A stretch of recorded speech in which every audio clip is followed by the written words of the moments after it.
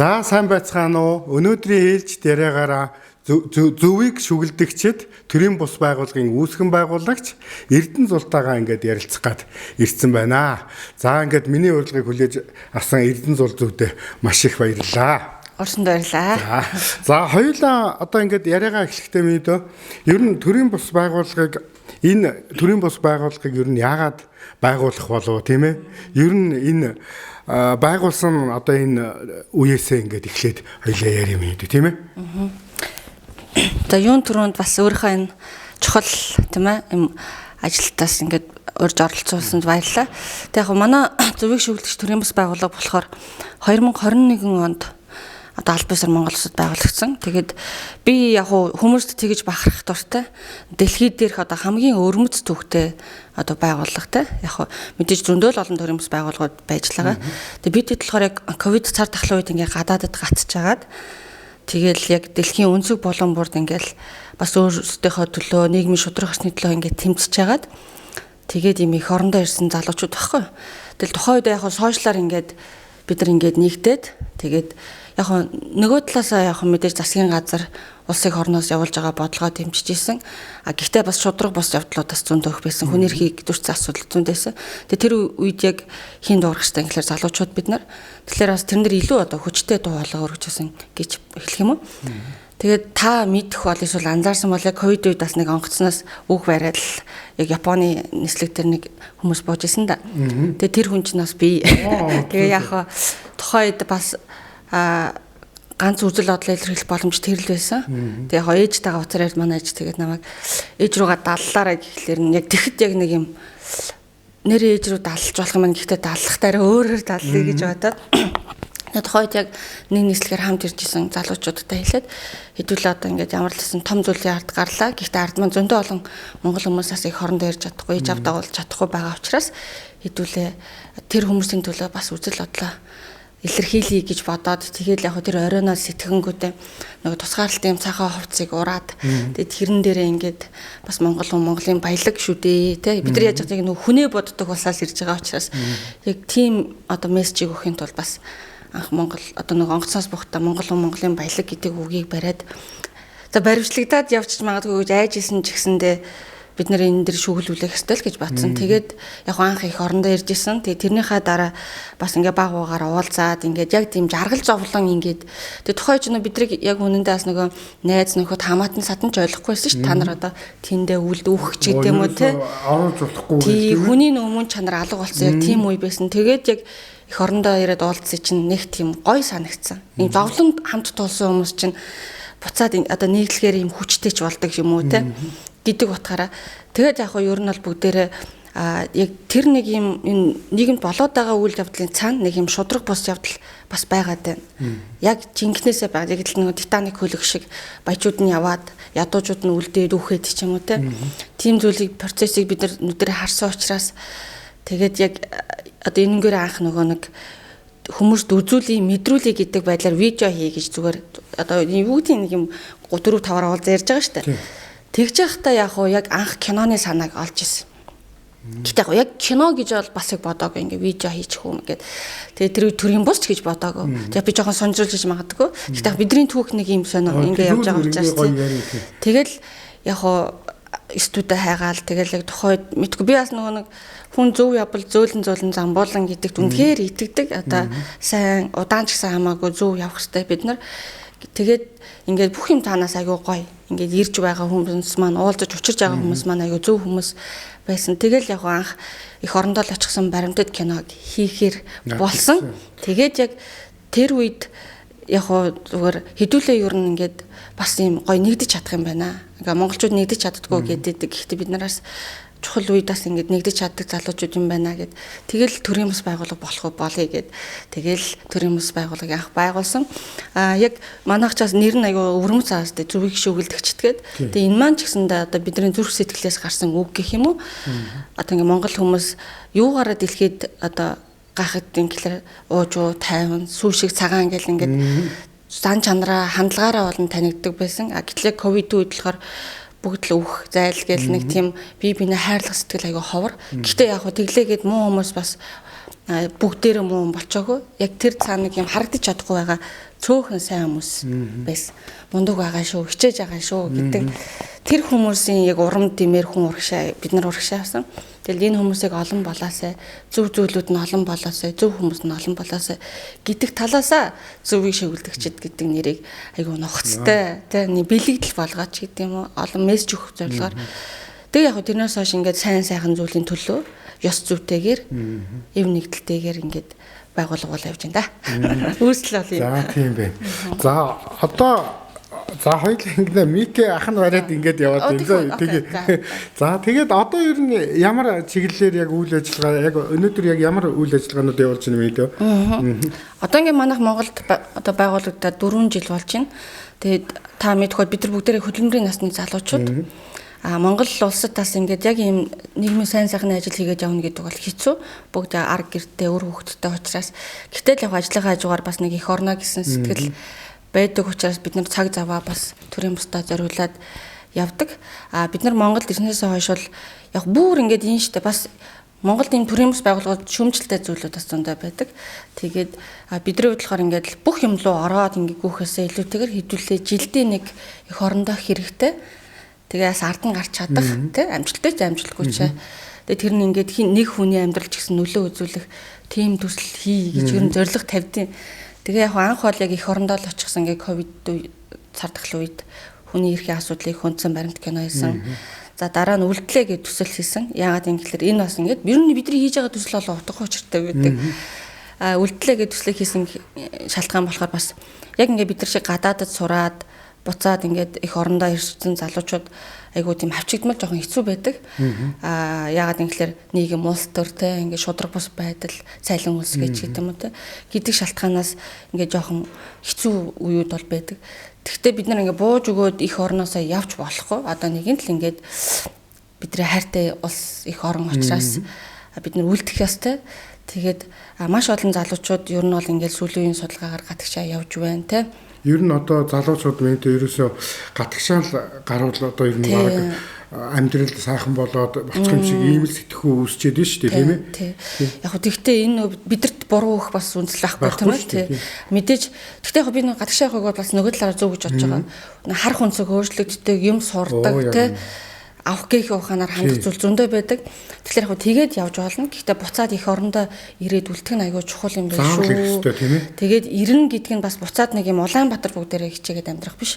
Хөдөө орон нутаг, сум орон нутагт хүртэл яг энэ ядаж нэг өөр өнцгөр имийг хараад сураад мэдээ тавцсан залуучуудын бас тэр тэ сурсан мэдсэн зүйл хэрэгтэй байна гэдэг маягаар бидэд үлдлээ төслийг хэрэгжүүлээд тэгээд бас чадлаараа орон нутгуудаар яваад тэгээд ялангуяа одоо бидний дараагийн үе болох төгсөх ангийн сурагчид оюутнуудтай бас яг энэ үлдээ төслийн утга учирыг ойлгуулад тэгээд давхар киногоос үзүүлээд нэг тиймэрхүү байдлаар яг үлдлээгээ төсөл хийсэн. Одоо бол бид нар бас их орондоо очихсан киноны 2 дугаар ангийг их орондоо үлдгэсэн гэж хийхийг хүсдэг.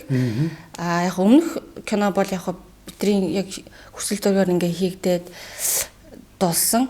Одоо бол ингээд бас нэг гоё нийгэмдээ илүү үлдэцтэй буюу одоо засгийн газар ч юм уу төрдтэй яагаад залуучууд ер нь яваад байгаа бид нарыг тийш очиж сайхан амьдраад байгаа юм уу гэдэг жоохон бодлого талаас нөлөөллийн маягаар илүү жоохон хүчтэй байхыг хүсдэг.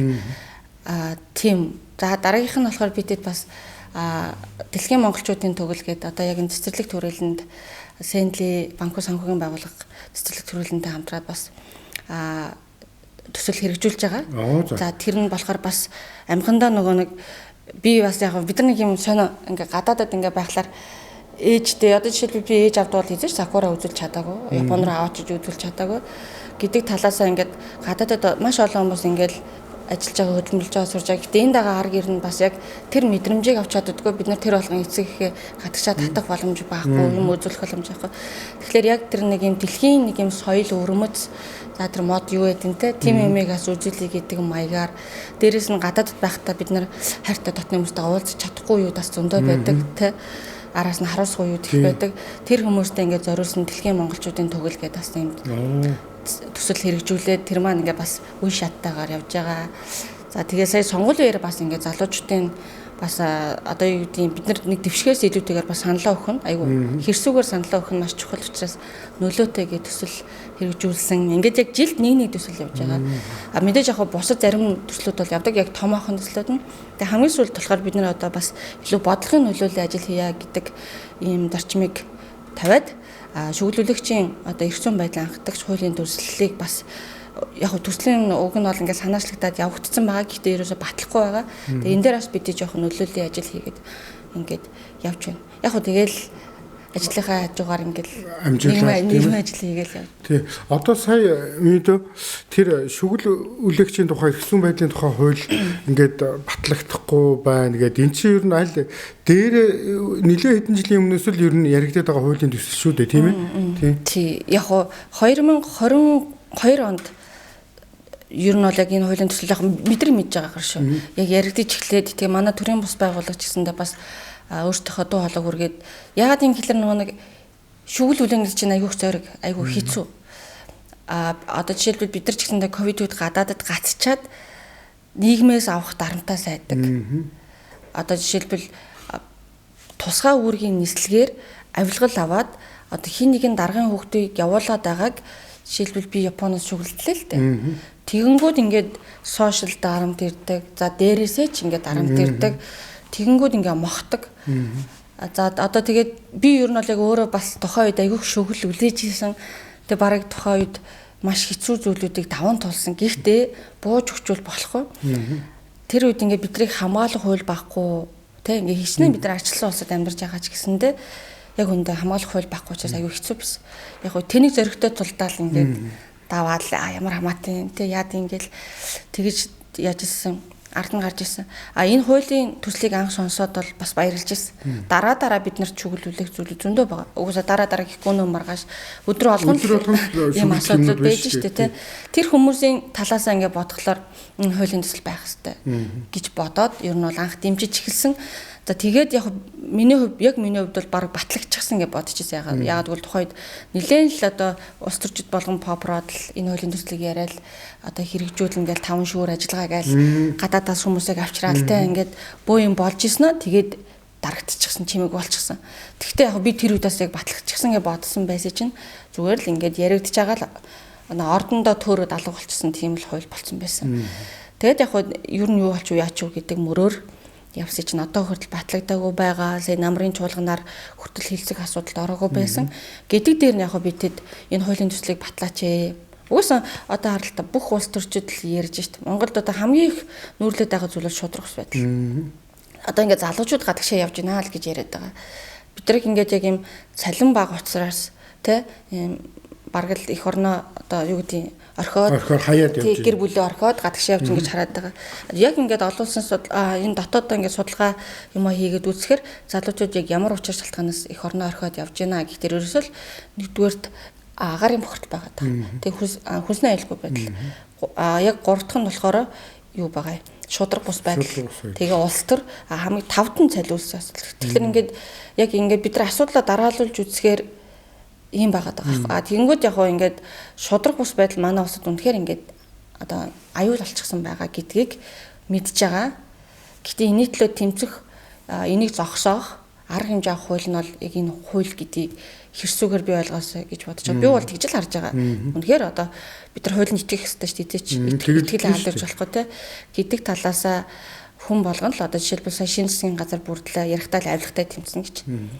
Өмнөх бүхэл засгийн газрууд авилгатай л тэмцэн гэжсэн. Гэхдээ авилгатай тэмцэхийн тулд энэ хууль хэрэгтэй. Гэхдээ энийг батлахгүй байгаад ингээд ерөөсөө ч батлахгүй байна. Одоо ер нь энэ шүглүүлэгчийн тухай ингээд хууль гэхээр энэ зөвхөн манай улс л ийм юм хийх гээд байгаа зүйл биш шүү дээ, тийм ээ. Энэ дэлхийн улс орнуудад ер нь яг энэ хууль ер нь яг ямар маягтай хэрэгжиж явдаг юм бол? Яг одоо бол яг дэлхийд нийтдээ 56 улс яг энэ одоо шүглүүлэгчийн тухай хуультай гэж байгаа. Гэхдээ мэдээж энэ төгс хууль гэж бол хэлэхгүй шүү дээ, тийм. Алтан оноод байгаад байгаа. Гэхдээ амжилттай хэрэгжүүлээд явж байгаа Солонгос улсын жишээ одоо ойрхоноор бодох юм бол байдаг. Гэхдээ одоо нэг одоо манай улс чинь өөрөө авилгын хэсэг конвенцэд нэгдсэн улс байхгүй. Тэгээ баг 2005 онд манай улсыг одоо яг энэ авилга нь одоо үнэхээр дэмтсэн байна тий. Энэ шүглүүлэгчийн хуулийг батлаа авилгын эсрэг ингээд одоо конвенцэд нэгдсэн улс юм бол энэ хуулийг бас ингээд танай улсад хэрэгтэй байна гэдэг ийм зөвлөгөө шаардлага ингээд Монгол улсад хөргүүлсэн. Гэтэ 2005 он гэж одоо баг 25 30 жилийн хугацаанд одоо хүртэл энэ зөвлөгөө шаардлага одоо биелүүлээгүй байгаа гэсэн. Тэгээд сая бас сүүлд нөгөө нэг OECD гэдэг олон улсын байгууллагын бас авилгын одоо эсрэг судалгааг үзэхэд ингэж байгаа. Монгол улсад ерөнхийдөө бол яг ийм доод чадны буюу одоо тий нэг өмнө нэг ийм ажил бүтээж өгсөний төлөө энэ нэг юм өгдөг байсан шүү дээ. Тийм. Нобор юм өгдөг гэсэн. Тийм авилга ерөнхийдөө багассан байна. Хаана авилга байна вэ гэхээр дандаа өндөр түвшин буюу дээгүүрээ илүүх одоо энэ одоо авилга байна. Тэ орон нутгийн одоо шат чадны байгууллагуудаа ч юм уу одоо энэ том моохон байгууллагуудаа энд одоо авилга байна. За үүнийг зогсоох одоо гол шийдэл бол ерөөсөө л энэ авилгын эсрэг хууль буюу шүглүүлэгчийн эрх зүйн байдлын тухай хуулаа гэдэг ингээд байна. Гэхдээ ингээд манайх судалгаа хийж байгаа асуудал харж байгаа зүгээр шийдэл өөртөө тавьж өгөхгүй байгаа даа юм болов гэж би хардаад байна. Одоо хүсэхгүй байна шүү дээ одоо тийм ээ. Тийм мэдээж цаана ахаад зөндөө олон хүмүүс их ашиг хөндөгдгөөд байгаа учраас тийм. Гэдэг талаас тэнгууд төрийн бас байгууллагууд юу гэхтэй бид нар биелт гэж харж байгаа шүү. Бидний хийх ёстой зүйл зүгээр нэг юм яамтай дүртэй юу гэдэг ингээд нэг юм санхүүжилт аваад ингээд явхаасаа илүүтэйгээр бидний үүрэг бас юм нийгмийг шудраг болгох үүрэгтэй байхгүй гэдэг талаасаа бид нэр ажиллаа хийж байгаа гэсэн. Та нар ийм хууль батлана гэж ярьсан олон жил ярьсан сүүл 2 3 жил ярьлаа. Одоо энэ хуулийг батлаад өгөөч бид нар шудраг нэг юм амьдрмаар байна гэдэг талаасаа бид нар одоо ажиллаа хийгээд шаардлага тавиад тэгээ сая бид нар 9 сарын 11-нд бас засгийн газрын одоо 126 биш засгийн газрын улсын хурлын гишүүд за ерөнхий сайд за тэгээд ер нь бүхэл одоо холбогдох шатны хүмүүст албан байдлаар энэ шаардлага хөргүүлсэн эвлэн баг хурал хийсэн амхандаа бид нар ингээд шат дараалтаагаар ёс зүйтэйгээр бас одоо алхмуудаа хийгээд явж байна. Тэгэл яг ямар ч лсэн сүүл сая засгийн газрын хэрэгжлэх гадраас манай дээр албан бичиг ирсэн. За ингээд та нарын шаардлагатай танилцлаа. Тэгээ ерөнхийдөө бас одоо дандны шатар энэ хуулийн төслийг бас ингээд батлуулахаар бас ингээд ажил хэсгээ байгуулад ингээд явж байгаа л гэдэг ямар ч хэлсэн хариу өгсөн. Гэтэл энд нь бол талархаж байгаа. Тэгээд одоо яг ахаад цаашаага яах юм мэдгүй зогсож байгаа. Гэхдээ бидэд энэ хуулийг батлагдтал одоо зогсохгүй явна. Одоо энэ шүгэл үлээгчийн тухай хууль гэдэг ингээд ярьсан дээр асуухад за ингээд нийгэмд ингээд хүн шүгэл үлээнэ гэдэг чинь нийгмийн болох болохгүй юмыг ингээд гаргаж яана гэсэн үг тийм. Энэ яг хууль хэрэгжснээр жишээ нь одоо тухайн хүн дээр яг ямар одоо юу гэдгийг хамгаалалт гэдэг юм уу одоо энэ давуу юунууд жишээ нь үүсэх юм. Одоо нөгөө нэг юу яд штэ олон гадны улсуудад нэг чохирчийн хамгаалагч энэ төр гэдэг юм хуулиудад манай Монголд ер нь бол тиймэрхүү байхгүй штэ шүглүүлээгээл тэгээд нэг хамгаалуулах хүсэл тавиал тэгэл одоо яг би одоо яг тэр процедурын нарийн минь бол мэдэхгүй байна. Гэхдээ энэ хуульд одоо заасан залтаараа бол ингээд яг иймэрхүү бас тэр үчин санхүү сэтгэл санаа зөндөө олон юмар ажлын байр ажилласаа хусагдах ч бас боломжууд байгаа да. Тэгэхээр яг энэ хуулийн залтаар болохоор эдгээрийг нь одоо хамгаалах зохицуултууд нь байгаад байгаа. Гэхдээ тухайн одоо тэр шүгэл үлээж байгаа асуудал нь үнэхээр яг нийтийн эрх ашигын төлөө юу? Эсвэл хин нэгэнд өөрч сансан байдлаар юу? Хувь хүний тийм гэдэг дээр одоо тэр мэрэгжлийн байгууллагууд нь хяналт шалгалтаа хийгээд дараа нь ингээд зүгээр нэг юм шүгэл үлээгч эрх зүйн байдлын тухай хууль гэсэн нэг юм энгийн юм зүйл биш. Энийг яаж хамгаалах вэ? Яаж дэмжих вэ? Яаж урамшуулах вэ гэдэг ийм гурван одоо юутай зохицуулттай ийм хууль байгаад байгаа. Гэхдээ мэдээж одоо нэг ажлын хэсгийн байгууллагуудаа л окей гэдэг ингээд засгийн газарч гэдэг юм ерхий сайдаас ч юм уу одоо тэр юу нэг гараад ирчих юм бол энэ ахад цаашаага сайжруулах хууль явцууд нь бол гаргах. Тэг мэрэгжлийн хүмүүс нь одоо тэр нөгөө байгуулагдаад тэгээд ажлын хэсгийн бүрэлдэхүүн явах гэж бодож байна. Гол нь энэ хуулийг ярих нь чухал байна, анхааралд оруулах нь чухал байна, авч хилцэх нь чухал байна. Энийг л хийхгүй байна гэдэг дээр би тэд ач холбогдол өгөөд яваад байгаа тий. Бид нарт шудраг хүсэл зөндөө байна тий. Энийг айгуусаа олж хараад явах хэрэгтэй. Тэхийн тулд хууль чухал. Би одоо хуулинд итгэдэг. Төрийн бус байгууллагад ингээд энэ байгууллагыг ингээд авч явж байна тийм ээ. Тэгэхээр энэ төрийн бус байгууллага гэдэг чинь ер нь ингээд авч явна гэдэг чинь бас нэлээд асуудалтай байдаг баах хүндрэлтэй эн чинь ямар нэгэн санхүүжилт ямар бэлэн яах биш тийм ээ. Тэгэл ингээд яхаар ер нь энэ төрийн бус байгууллага ингээд удирдаад авч явхад ер нь хүндрэлтэй хэцүү юмнууд юу байдаг? За одоо манай төрийн бус байгууллага болохоор ингээд 5 жил болж байгаа байхгүй. Ер нь бол залуудаа орно шүү дээ. Залуучууд ч байгаа. Миний бодлохоор би бол бүр ингээд баг 12 настайгаас ахуулаад 91-ийн байгууллага буюу одоо юм сайн дурын ажил хийгээд өөрөө энэгээр ингээд хоббистсэн, өвчлөлтсөн хүн байхгүй. Тэгээд яг хуу дандаа яг энэ байгууллагаар ингээд баг түүх одоо би чинь 30 гарантай гэхлээр чинь нэг 20 жил уул надад бол туршлага нөлөө байгаа. Тэгээд яг хуу амхандаа нөгөө нэг уул нь энэ бүхнээс холдох гэж одоо Япон руу гадаад руу сурахаар явсан байхгүй. Тэгтэл яг хуу тэгж бодсон нөгөө нэг би өөрийгөө жоо олоод ирсэн гэх юм уу? Яг холдох гэж явсан шиг боловч ингээд холдож чаддгүй юм байлээ. Тэнд очисон ч гэсэндээ бас юм сайн дурын ажил хийгээл нэг юм хүний төлөө байх гал яг юм одоо юу гэдэг мөнгө зориг эсвэл нэмэтгүй хичээл мичээл гэдэг юусоо яг тэгэж явж чадахгүйсэн. 7 хоногт нэг удаа заавал сайн дурын ажил хийгээд байсан. Тэгэл би энэ л миний хийх ёстой зүйл юм байна да гэж бодоод Монголда буцаж ирсэн ч гэсэндээ яг энэ чиглэлээр явна да гэж зүгээр тухайн үед бодож ирсэн. Гэтэ хизээш нөх айхтар өөрөө төрийн бус байгууллагаар явна гэж бодог. Гэхдээ буцаад ингээд Монголд ирсэн чинь саналууд бол ирж ирсэн. Ийм байгууллагад ийм даргаар ч юм уу эсвэл ийм гүйцэтгэх захирлаар ч юм уу ингээд болооч гэд насны үед ч юм уу туршлагаа ч юм уу одоо би жаах ингээд агцсан байгаад байгаа шүү дээ. Тэгээд би яг тухайн үед ингээд бүгднгээс нь татгалзаад гүүг би одоо яг өөрөө л оролдож үзмээр алдаатай ч тэ сайн ч юм уу ч ингээд явуулсан санал тавьсанд баярлалаа гэд. Тэгээд яг тухайн үед яг нөгөө манай төрийн бүсээ угаасаа ингээд бид нар байгуулга болцсон байсан учраас тэрийг гач гэсэндээ ер нь яваад үзье гэж бодоод тэгээд явж исэн. Яг би яагаад энэ ярьж байгаа гэхээр би таны асуултанд хангалттай хариулж чадна л гэж байгаа байхгүй. Гингүүд надад бас шүүмжлэлтэй зүйлүүд байдаг. Монголоор дөрвөн төрийн бүс байгууллага байгаа. Аюул их баг. Бараг 60,000 орчим чиглэл салбарын за зарим нь зүгээр л тендер авдаг ч юм уу те. Ийм зүгээр нэг халаасны төрийн бүсүүд байдаг. Үйл ажиллагаа ер нь явуулдаггүй ч гэдэг юм уу те. Тийм байгууллагууд зөндөө байдаг. Тэгээд би тэдрийг бол жоохон шүүмжлэлтэй. Би анх төрийн бүс байгууллага байгуулчаад интернетээс бүх ингээд төрийн бүс байгууллагын жагсаалтыг харж байгаа. Тэгтээ яг мэдээж 10,000 руу биш л дээ. Тэгтэл нэг тодорхой нэг юм бүх юм жоохон жигдэрсэн байгууллагууд руу ингээл манайх сайн байна уу? Манайх юм төрийн бүс байгууллага Монгол улсад чинээр нэгдэж байгаа. Хамтран ажиллахад бэлэн байна гэл ингээл мэйл ингээл танилцуулга ингээд. Тэгтээ хин хэлсэн ч хариулдаг. Ингээ мэйлэр нь ер нь бол харьцаж сураагүй ч гэдэг юм уу. Тэгээ одоо ингээд бас харж байхад би тэд яг ингээд мөнчиг рүү маш удаанаар гэхдээ тэрэндээ бахархдаг. Ингээд зөвөр ингээд явах гад хичээж байгаа. Гэтэл бид нарт ингээд оролцож чаддгүй зүйлүүд зөндөө битг. Хурц чаддгүй юм зөндөө битг. Тэгэд миний анзаарснаар бол ингээд Монголд бас төрийн бүс байгууллагууд дотор монопол болсон төрийн бүсүүд байдаг. Бүхэл одоо лаг хурал зөвлөгөөнд орж ингээд явждаг. Бүхэл ингээл яам нүд бид нар яг барьцаад байгаад ерөөсөө зүйл биш. Гэхдээ энэ чинь бид нар мэд хэрхээсээ хоцорж юм те шудраг байх хэрхээсээ хоцорж юм те ингээд тиймэрхүү зүйлүүд ер нь бол зөндөө байдаг. Өөр нэг юм бүхэл юмд ингээд бараг л төрийн байгууллагатай зэрэгцээд ажиллаж идэг тийм төрийн бусууд бас байж идэг. Тэгэхээр яг би зүгээр зарим нэр яг чамааг ингээ хэлэхэр мэдээ тэр төрийн бус байгууллага би бараг зарим төрийн байгууллага ч илүү гэж андуурхаар тийм ээ. Тийм. Би зүгээр шудраг ёсны тухай л ярьж байгаа шүү тийм. Тиймэрхүү зүйлүүд агиох байдаг. Яг барьцаад байгаа биш гэдэг яг ингээл чиглэлээрээ яг л адилхан ингээл мэдэхгүй байна л да. Тэнгүүд бид нар аюу олон юмнуудаас хоцордог байхгүй юу? Тэгээд тэр мэдрэмжүүдийг бол авч л идэг.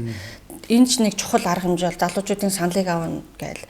Тэгсэн мөртлөө тэрэнд нь манайх байхгүй ч юм уу те бид нар ч хүртэл бодлоо илэрхийлмэрс. Тэгэл ингээл орж байгаа байгууллага нарахаар нөгөө л нэг миний бараг багаасаа харж исэн байгууллагууд л явж идэг.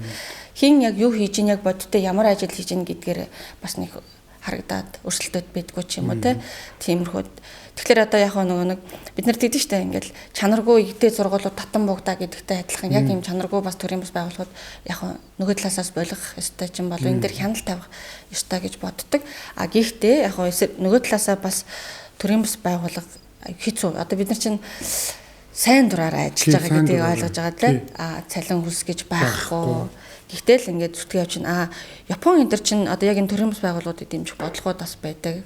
Бүр нэг юм гоё тэ байдаг. Монгол улсад болохоор би сая нэг хит хитэн бас яг олон улсын байгууллагын ингээл төрийн бас хуралд оролцлоо. Тэр хүмүүсийн амнаас гарч байгаа үг болгоно л иргэний нийгмийн байгууллагуудад дэмжиж иргэний нийгмийн байгууллагууд дуу хоолойг сонсно гэдэг нэг юм бамбай болгож ашиглаад байгаа юм шиг зүгээр харагдлаад тий. Гэтэ боддороо яг ингээд энэ хүмүүс маань ямар асуудал бэрхшээлтэй байна. Одоо ядчил жишээлбэл өнөөдөр хоёулын үеж гэж манад офс баггүй л байгаа байхгүй. Бид нар үнэхээр ингээд бас нийгэмдээ тустай дэмтэм хийгүүл нэг юм бие даасан юм сайн байх хэрэгтэй. Гэтэ тэрэнд хүрэхэд аюу хэцүү тий. Тийм том болоход хэцүү. Тэгэхээр яг асуудал бэрхшээлүүд бол байна. Гэтэ төрийн бус байгууллагуудыг бас бид нараас ойлгох хэрэгтэй. Гэхдээ гоё бид нар яг энэ ажлыг хийж байгаадаа аюу алж жаргалтай бид гоё нөхөрлөлтөө сайн дур ажлын чинь өөрөө алж жаргал авчирдаг штэ тий гэдэг урмаараа ингээд явж байгаа. Бид нар эндээс мөнгө харж одоо ашиг харжтай ингээд нэгдэж явдаг. Яг нэг юм гоё сэтгэлээрээ яг юм бүрддэг байгууллагыг бол төрийн бус байгууллага гэж нэрлэдэг. Тэр талаас яг нөгөө талаас бол яг тийм бас асуудалтай байгууллагууд байдаг тий. Жохоо энэ дээр бид нар ингээд яг миний санаа хаана л асуудал байгаа. Тий энэ дээр бид нар зоригтой шөмжилж байх хэрэгтэй л. Тий. Одоо түрүүний яг хурал цуглаан дээр гээд яхад нэрээ одоо энэ яамт хамгаас ч юм уу зохион байгуулж байгаа хурлууд дээр янз янзын төрийн бус байгууллагуудыг авчирчаад тэгээд тэрийг нэг иргэний нийгмийн төлөөлөл гэдэг нэг одоо эн чин гоё үгээр тийм ээ. Тэгээд тэрийгэ далдлаад иргэний нийгмийн төлөөллүүдэд цуглуулсан гингүүтээ тэр нь нөгөө хідэн жижигүүрийн хідэн байгууллагууд нь байж байдаг. Тэгээд тэр нь их нийгэмч аймаар тус хүргээд гүйцэтгээд байх зүйлгүүч юмнууд бас ажиглагддаг шүү дээ тийм ээ. Тийм. Яг би ингээд нэг юм олон улсын байгууллагын нэг форум зүгээр оролцоо надад зүгээр тэгс санагдчихсан. Бид нар яг ингээд юмыг боддоор нь ингээд хийх хэрэгтэй. Тэгэнгүүт жишээлбэл бид нар тентэр бол үзэл бодлоо илэрхийлэх боломж олдохгүй л байгаа байхгүй. Хин юу ярих нь тодорхой. Тэ ингээд нэг хөтөлбөрт нь тосгоцсон. Бид зүгээр л нэг юм хүн бөглөөч юм уу те ингээд оролцож байгаа юм шиг. Зүгээр яг тиймэрхүү мэдрэмжүүдийг бол зүгээр авч ирсэн. Одоо яг би янз бүрийн бас форум юмд бас нэг дуртай биш. Яг байж болно шүү дээ. Мэдээж бид нар асуудал ярилцчих ингээд дараа нь шийдлээ штэ. Гэхдээ л ингээд гуйтгартай гонигтай нэг юм албан ёсны нэг жоохон унтаач гэх юм уу те хитрхийх мөнгө өрсөн ч гэдэг юм уу. Тиймэрхүү юмнууд байдаг. Үр дүнтэй мэдээж юм цуглаан форум хэлцүүлгүүд бол байж болно. Тэг яг зүгээр тийм юмнуудыг бол хит харж ирсэн. Гэхдээ яг би хитрхи шүмжлээд иж магадгүй. Гэхдээ ингээ би яг нүдэрэ хараад байгаа надад хэлхийг хүссэн зүйлүүд байгаа учраас төрийн бус байгууллага гэдгийнхаа одоо энэ чинь нөгөө салбараа мэдж байгаа л хүн шүү дээ энэ чинь тийм биз дээ тий. Тэгэхээр эннийхээ ингээд болохгүй бүтэхгүй юмнуудыг л ярьж байгаа юм л да тийм ээ. Тий. Нөгөө талаас яг дэмжлэг хэрэгтэй.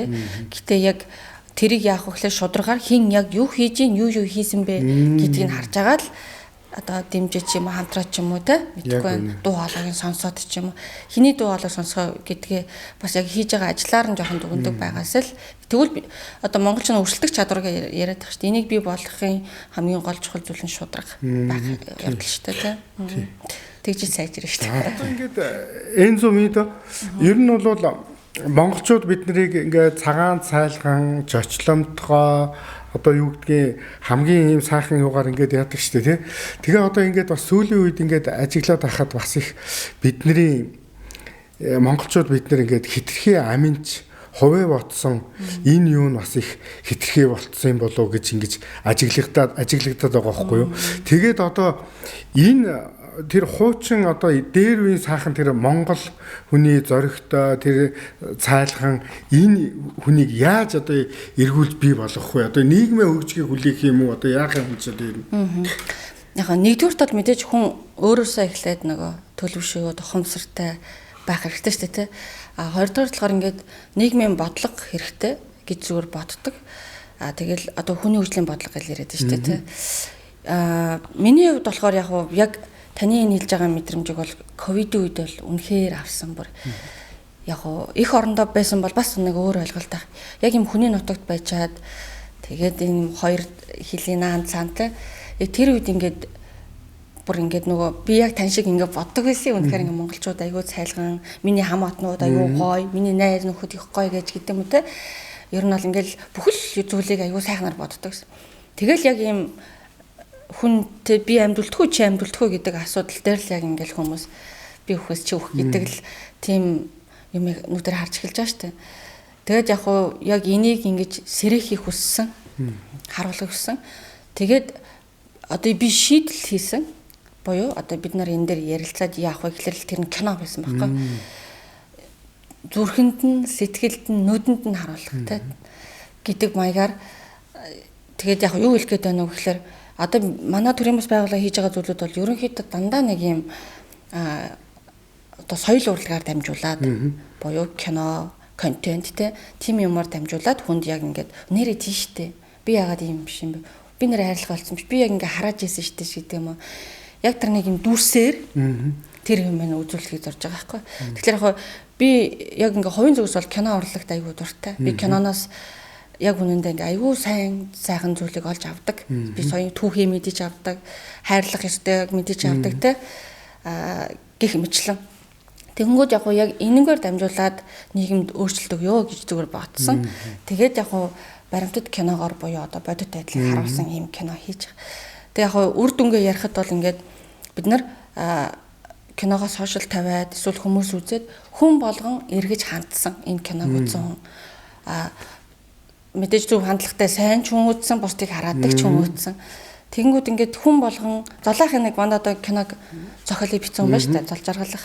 Золоох яг тийжсэн. Яг энэ ингээд өөрийгөө тольддаг тийм кино болно л гэж хэлчихсэн. Тэгээд яг ингээд комент сэтгэлүүдийг харахаар ингээд би яг ингээд харааж исэн юм аа. Ингээд та нарыг те өөх даалд ор гэд. Гэтэ би яг ийм зүйл ингэж туулж байгааг ч юусаа мэдээгүй. Ингээд зөвхөн надаас л хараад очиж ингэж бас чинь маш олон хүмүүсээс мессеж очиод та нарыг зовоож исэн юм байна. Тэ би яг ингэж хэлснийхаа дараа ээжигээ алдсан ч гэдэм аавыгаа алдсан ч гэдэм юм.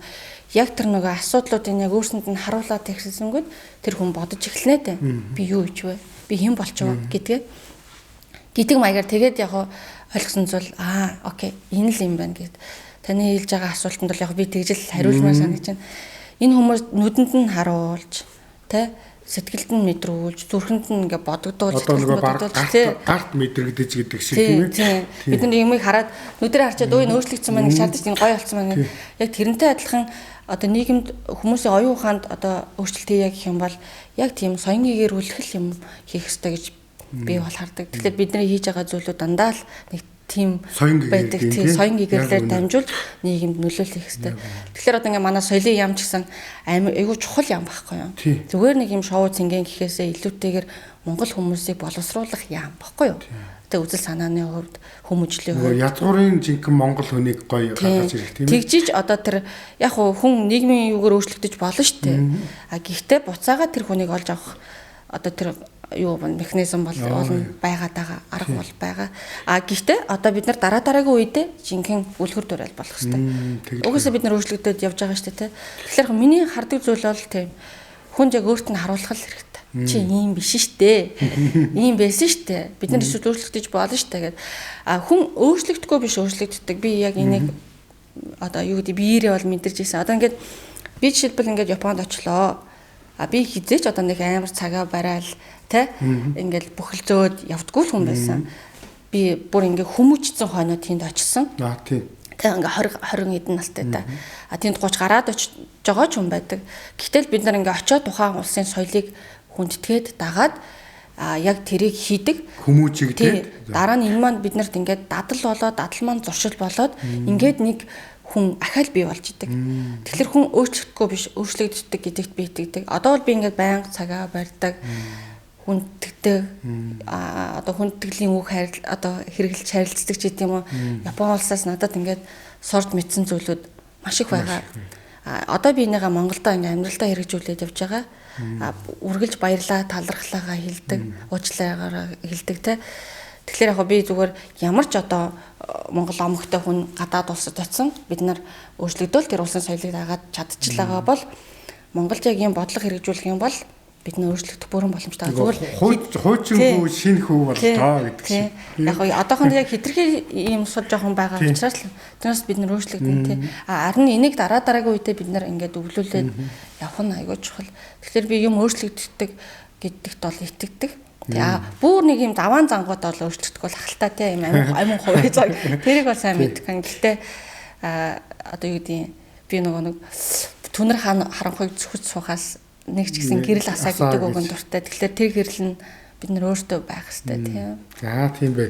За одоо тэгээд хоёулангийн яриа өнөөдөр ингээд сонирхолтой сайхан болж байна юм дөө. Тэгээд ер нь одоо ингээд яриагаа төгсгөл тийшээ хандъя.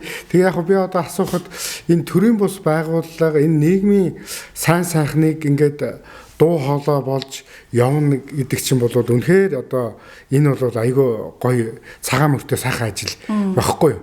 Тэгээд бас ийм ажлаас одоо залуучуудаа уриалж тийм ээ одоо залуучуудыг ийм юмд ингээд нөгөө нэг итгэвхтэй тий нийгмээ ингэж өөрчилж дараагийн үе айгүй гоё цаг үеийг авчирж одоо ингэж үүрэгтэй шүү дээ ер нь бид нар энэ тийм биз дээ тий энэ дээр одоо уриалж мэдүү нэг бас гоё юм яриач тий.